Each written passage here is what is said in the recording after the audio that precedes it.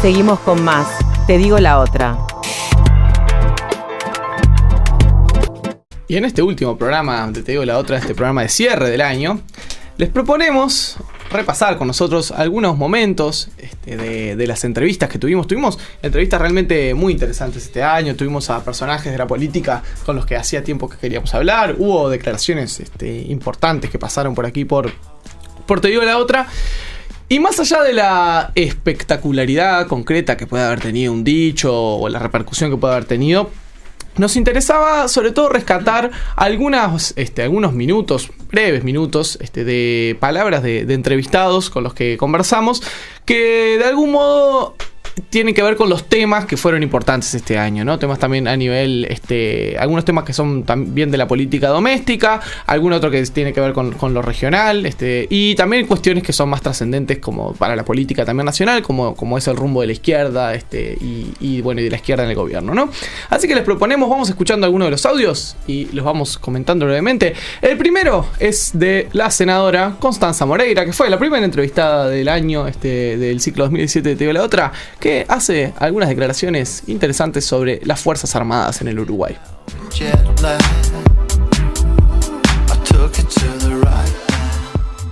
Pero nada de esto sirvió ni para modernizar a las Fuerzas Armadas, ni para repensar la función de las Fuerzas Armadas. Seguimos hoy con la discusión de la caja militar. El espionaje de los militares a políticos fue hasta el año 2009 y no se sabe si más. Entonces, no te sirvió para nada desde el punto de vista interno. No te sirvió para nada. No te sirvió para reformar a las Fuerzas Armadas. Las Fuerzas Armadas siguen siendo intocables. El impuesto a las altas jubilaciones militares está enterrado en la Comisión de Hacienda del Senado, donde yo estoy. Y bueno, y la reforma de la caja militar no sale del papel. O sea, en este momento es el ministro de Economía el que está presionando por la reforma de la caja militar, porque francamente nos peleamos todos los frente amplistas en la rendición de cuentas pasada por 100 millones de dólares, y bueno, y resulta que el déficit de la caja militar son 400 millones de dólares al año. Entonces, a ver, creo, y bueno, hay una comisión de defensa a la que yo he ido, pero el pensamiento que yo tengo de que las Fuerzas Armadas tienen que ser lo más chicas posible, lo más civiles posible, dedicarse a sus tareas técnicas, no tener que tener un ejército de 13.000 personas ni que hablar, no podés tener militares diciendo disparates sobre los derechos humanos. Bueno, esta visión que a mí me parece la cosa más sensata del mundo, sin embargo, no es mayoritaria, y lo que han triunfado han sido defensas.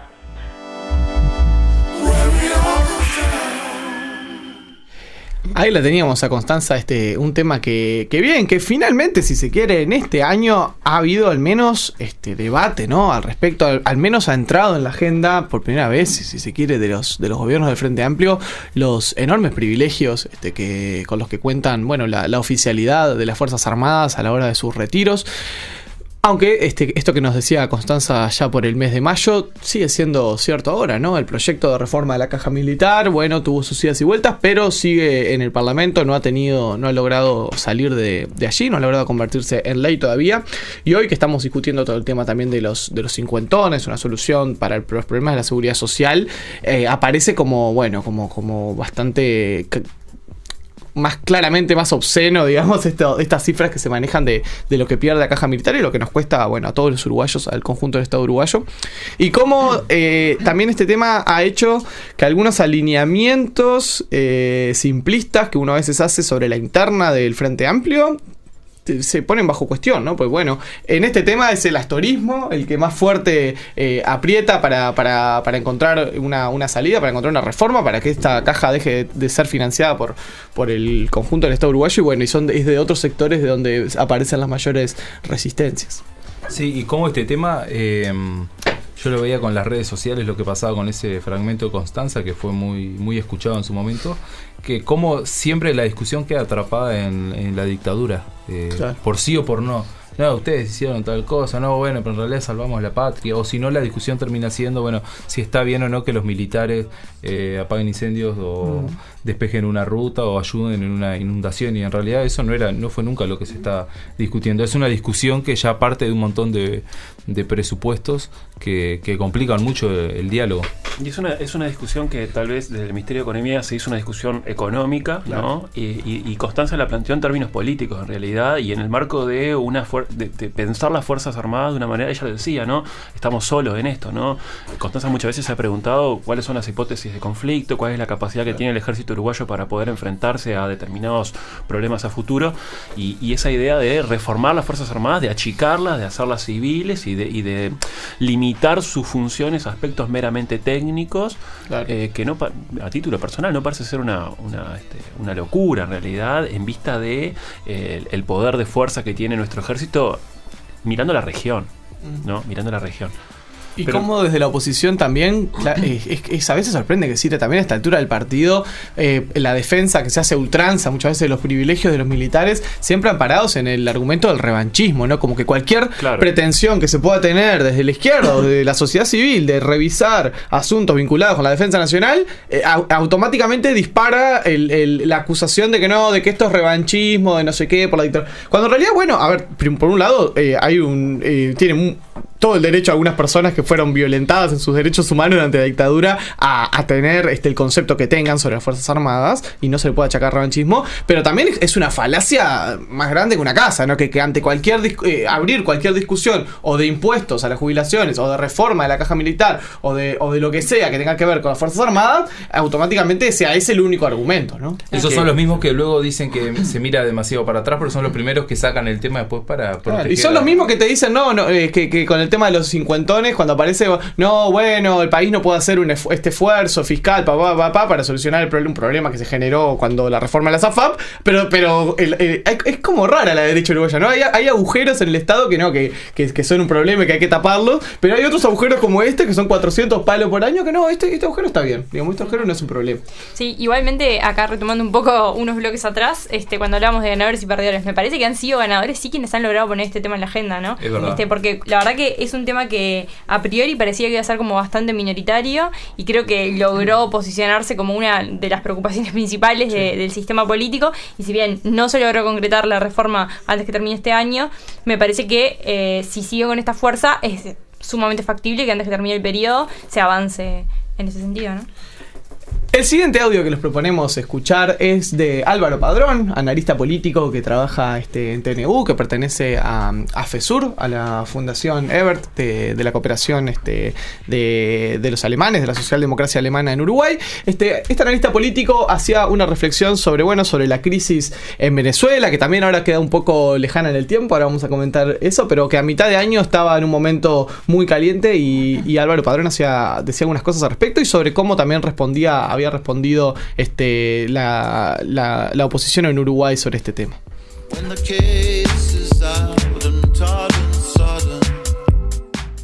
Yo creo que además es penoso que en Uruguay se saque cuentas por las elecciones uruguayas, no por lo que pasa en Venezuela.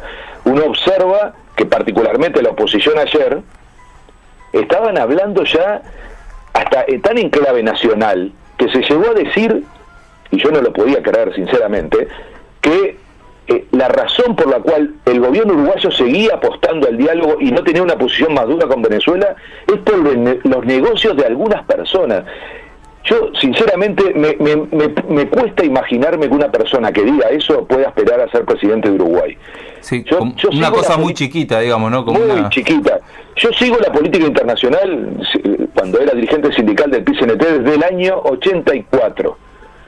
Antes de que empezara la democracia ya estábamos teniendo un trabajo internacional que luego se consolida con la recuperación democrática. En el 91 asumimos el reto del Mercosur. Nunca escuché a un candidato importante de este país, mucho menos a un presidente, llegar tan bajo. ¿Te referís a quién, Álvaro? A la calle Pou. No quiero en general mencionar personas, pero me indignó de una manera, porque miren, si eso fuera posible en Uruguay, qué pobre que sería la democracia uruguaya y las instituciones uruguayas. Entonces, yo puedo decir cualquier cosa y tener una opinión radicalmente opuesta a otros gobiernos, a la política exterior, incluso a algunos aspectos de la política exterior del gobierno actual.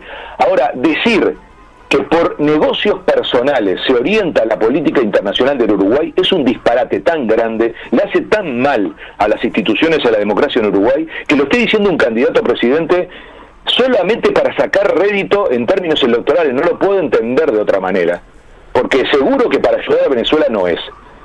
Porque entonces, y aquí vuelvo al tema que me importa, y me voy de esa cosa tan mediocre y tan baja que me impresionó, voy al tema de fondo. ¿De qué otra manera se puede ayudar a Venezuela que no sea convocando a las partes a dialogar? Sobre el tema Venezuela, que es el tema de fondo, nos quedó colgado Maduro cuando hablábamos de ganadores y de perdedores. Ganadores y perdedores. Para mí, Maduro es un... Se puede hablar lo mismo. Bueno, la Sobreviviente. discusión que ustedes tenían del feminismo, mujeres, y se puede hablar en determinados contextos de ganadores y perdedores. En un año donde hubo más de 100 muertos en las protestas, es difícil decir que el presidente de ese país fue ganador. Sobre todo cuando ha sido cuestionado a nivel internacional por organismos, gobiernos y demás. Pero Maduro ha sobrevivido, que en el poder sobrevivir por lo general se asocia bastante a la victoria. Después de la constituyente desaparecieron aquellas protestas, sí.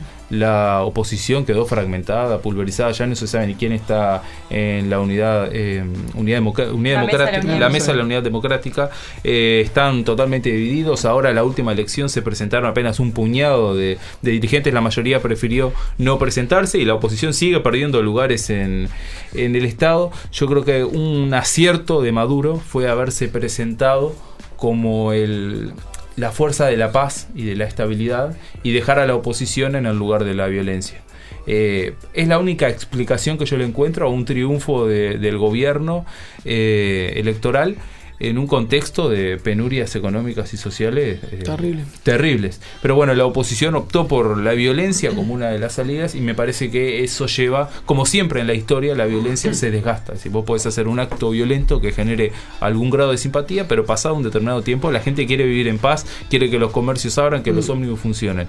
Y el otro día veía a Maduro en esas elecciones municipales en las que el gobierno ganó 305, si no me equivoco, de 335 alcaldías, donde la oposición no participó mayoritariamente. Bueno, veía a Maduro festejar y él le decía a unos niños que había ahí en el festejo, hagan el corazón, y le hacía un corazón con las manos. Y me parece que eso era bastante simbólico de lo que Maduro quería decir desde el gobierno. Bueno, yo soy el corazón, soy la paz, y ahora nos estamos encaminando y como que va a llegar el progreso económico, pero que el eje durante todo este año de Venezuela fue violencia, paz, y creo que el gobierno logró quedar del lado de la paz, aún cometiendo también un montón de aberraciones, por supuesto, pero logró quedar de ese lado, y me parece que es lo único que explica que hoy Maduro siga siendo presidente en un chavismo que en realidad yo no veo lo decía también Padrón y yo lo comparto, no hay un proyecto de país ya en Venezuela, ni de un lado ni del otro. Es un proyecto de arrebatar el poder o de sobrevivir con el Estado, pero no mucho más que eso.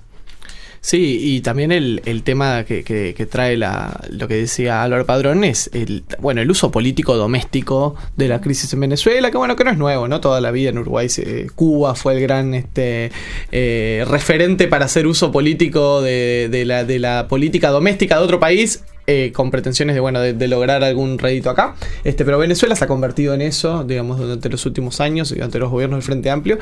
Y también señalar, claro, las inconsistencias muchas veces por parte de quienes de quienes solamente se alinean con un gobierno o con la oposición a ese gobierno por una preferencia ideológica, más allá de lo que ese gobierno o esa oposición haga.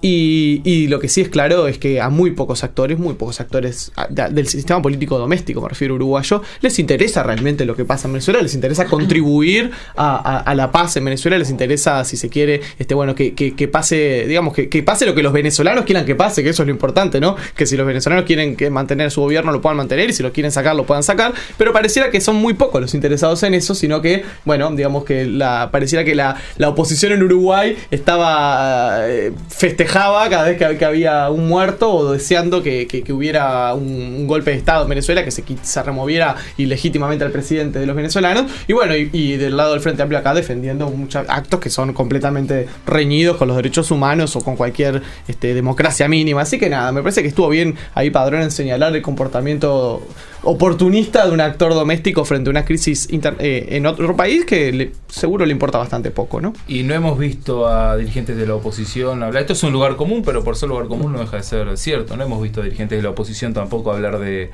Honduras o de los presos políticos en Argentina. Sí, no. Ese tema es como que los derechos humanos parece que solo te importan cuando los viola alguien que no te gusta. Hay un uso político de ello, debe ser claro. Sí, total. Vamos a escuchar a Óscar Andrade, que estuvo acá en Te digo la otra allá por el mes de septiembre, hablando un poco de izquierda, Frente Amplio, ideología hoy.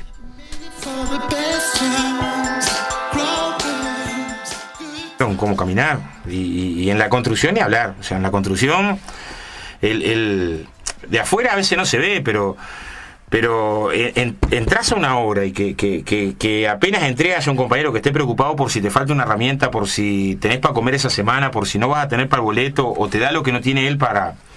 Transpira una ética de la que no te podés olvidar nunca. Y la democracia en los centros de trabajo, la asamblea de obra, cuando el vestuario se transforma en otra cosa yo tuve suerte, o sea, yo tuve mucha suerte de andar por lugares que te ayudan a valorar cada milímetro de las cosas que se conquistan. Y bueno, soy parte de lo que me tocó vivir. Y ya para cerrar, este es el momento emotivo de Te digo la otra. Ahí va, le pedimos a Diego el pianito emotivo. Y es el momento en el que vos tenés que hablar bien de este programa. ¿De gratis? Sí, tenés que hablar bien de ni todo. Un café, ni nada. Dependiendo de lo que digas. Te llevamos a McDonald's. Volvíamos ahí con Andrade haciendo algunos comentarios sobre el tema del sindicalismo, de la ética en los lugares de trabajo y de cómo los lugares justamente de trabajo se convierten en espacios políticos, en espacios de lucha, ¿no? Y quienes hemos tenido la posibilidad de conocer a Óscar, su familia en un entorno más privado, decir que es uno de los casos en los que yo puedo asegurar que hay una coherencia perfecta entre lo que se pregona y lo que se vive. Yo te iba a decir eso, ¿no? Porque él asume su banca en el Parlamento y luego la deja básicamente para el trabajo sindical desde el Zunca, ¿no?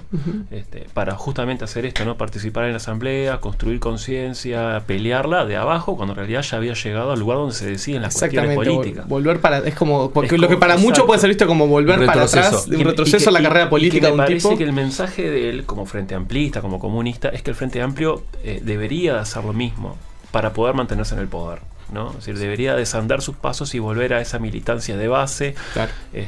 A ese centro comunal, a ese barrio, donde en algunos lugares concretos se está perdiendo esa batalla, esa presencia a la izquierda uruguaya a manos de otras organizaciones que encuentran un espacio para poder crecer. Pueden ser organizaciones religiosas, o liceos públicos con gestión privada, porque también pasa ahí, ¿no? Entonces, eso es un poco lo que en aquella oportunidad recuerdo que denunció, y en carne propia, ¿no? Porque él mismo lo vivencia de esa manera, Andrade, cuando le preguntamos sobre la izquierda, le preguntamos sobre el comunismo y le preguntamos sobre el futuro del Frente Amplio en el gobierno. Sí, los lugares no como una consagración eterna, sino como una circunstancia. Si yo puedo ser el día de mañana ministro y después al mes siguiente puedo estar en mi sindicato otra vez y sigo siendo la misma persona y sigo siendo una persona valiosa. No sé si lo contó en esta entrevista acá, pero Óscar Andrade no tiene casa propia y hace añares largos que está construyendo en sus pequeñas licencias de verano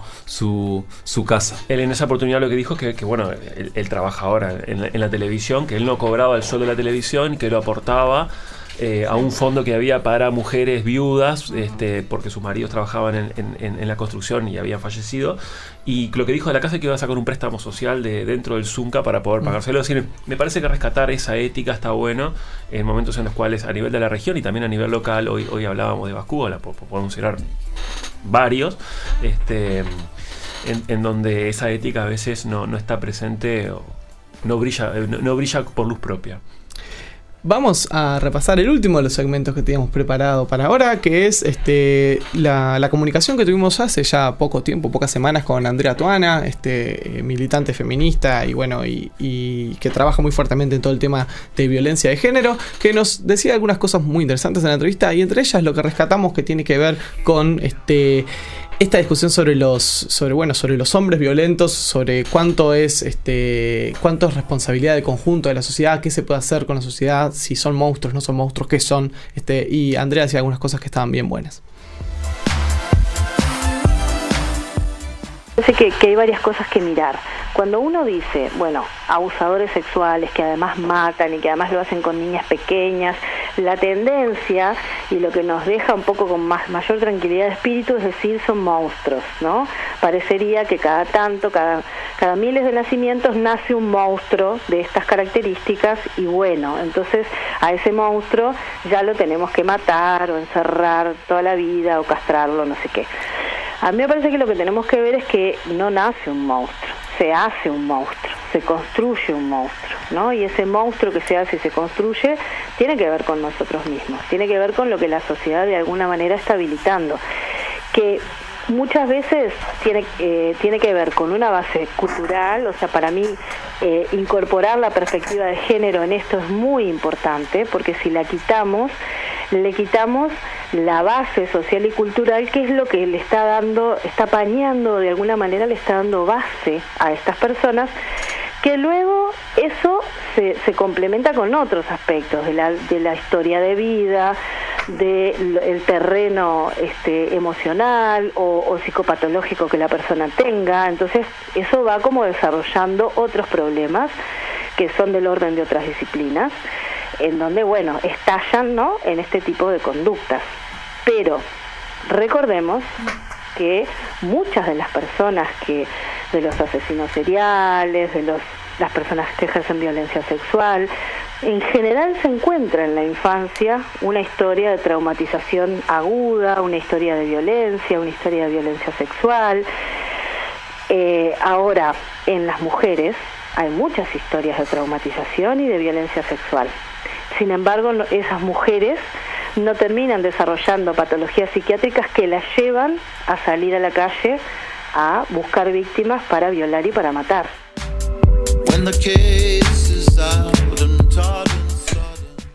Y venía a cuento esto que decía Andrea Tuena de, obviamente, los episodios más terribles que a los que hemos asistido de violencia de género en los últimos meses, en particular, bueno, los casos del mes de noviembre que fueron aterradores, ¿no? Y cómo la reacción social, claro, que también ahí estuvo después envuelta Fabiana Goyeneche con un tuit que puso, que lo levantaron y que aprovecharon para pegarle por todos lados cuando no, pero que bueno, esta cuestión de los monstruos, ¿no? De si ese tipo, ese violento es una anomalía, no es parte de la sociedad, y ese pensamiento cómo sirve a veces como para apaciguar de alguna manera, porque por un lado enardece decir, bueno, hay que matarlo, hay que aislarlo, hay que cortarle las pelotas, tantas cosas que uno escucha, ¿no? Pero a la vez uno se siente tranquilo que, bueno, el monstruo es otro, el monstruo es una anomalía, es un enfermo, está por fuera, no somos la gente normal, es un tipo que aparece que, bueno, está de la nada, no se puede prever, ¿no? Es un cisne negro, como dicen los yankees, cosas que no se pueden anticipar. Pero bueno, lo que decía justamente Andrea Tuena es decir, bueno, quedarse con esa lectura muchas veces es desocializar el tema, quitarlo de la cultura, quitarlo de la sociedad y no entender cómo funcionan, bueno, todas las violencias, todos los componentes que tiene la violencia de género, y bueno, y cómo toda la sociedad es parte de eso, y decir, a ver, y también el hecho de que, bueno, sí, está bien, las personas que se convierten en esos agresores probablemente hayan sufrido cosas muy jodidas en su infancia, en su gran mayoría sí, pero ella lo que decía que muy inteligentemente era, bueno, ¿y cuántas mujeres sufren cosas terribles toda su infancia y no se convierten en agresoras sexuales? Entonces quedarnos con la explicación individual de la historia de vida del tipo no aporta mucho, porque bueno, si dejás por fuera el componente del machismo, no se entendería por qué algunas víctimas varones se convierten en depredadores sexuales y las víctimas mujeres no. Entonces me parecía que era, viendo como todo este tema fue, si se quiere, uno de los grandes temas del año, terriblemente uno de los grandes temas del año, el tema de los feminicidios, me parecía que estaba bueno para rescatar esta reflexión que nos dejaba Andrea. Sí, tratar de enfocarnos también en la responsabilidad que nos atañe como sociedad, ¿no? A todos y a todas, en la generación y construcción de determinados tipos de violencia, de discursos que evidentemente alimentan este tipo de hechos. En realidad es muy bueno el análisis y en realidad tratar de esto que decía Mauro, ¿no? De trascender esa cuestión personal de que es un monstruo, porque en cierta forma está justificando otras violencias menos extremas, obviamente. Exactamente, pero que construyen ese tipo tipo de violencias que terminan o que terminan en estos casos tan aterradores. Sí, sin dudas. Y además me parece que la explicación esa de que es un monstruo muchas veces los seres humanos la hacen, ¿no? Como para tratar de decir, bueno, yo no tengo nada que ver con esto, no pude haber hecho nada para haberlo evitado. Que creo que en realidad es un poco también las que la gente busca, es protegerse a sí misma, de repente sentirse un poco culpable o ver responsabilidad en ese tipo que terminó haciendo esa atrocidad. Pero bueno, lo que está bueno para reflexionar me parece es que la muerte o el asesinato en realidad es sobre la punta del iceberg y que antes seguramente ya han pasado muchas cosas que pasaron impávidas, ¿no?, frente a todos nosotros. Te digo la otra, la política dicha desde otro lugar.